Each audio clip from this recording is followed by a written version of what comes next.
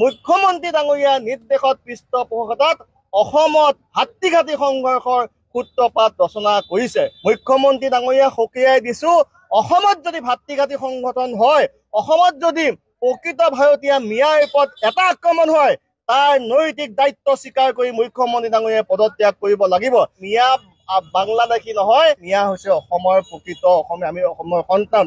আমি কৈছিলো, যদি মুখ্যমন্ত্ৰীয়ে এই সকল সংগঠনক, যি সংগঠনে মিয়া সম্প্ৰদায়ৰ ওপৰত ভাৰতীয় নাগৰিকৰ ওপৰত অত্যাচাৰ কৰিছে, তেওঁলোকক গ্ৰেপ্তাৰ কৰাৰ বাবে কালি মুখ্যমন্ত্ৰী ডাঙৰীয়াক 24 ঘণ্টাৰ সময় দিছিলো। আমাৰ দেশৰ সংবিধানে প্ৰতিগৰাকী নাগৰিকক সম অধিকাৰ প্ৰদান কৰিছে। আমাৰ ভাৰতবৰ্ষৰ প্ৰতিগৰাকী নাগৰিকে ভাৰতবৰ্ষৰ যিকোনো অঞ্চলত যাব পাৰিব, যিকোনো অঞ্চলত থাকিব পাৰিব।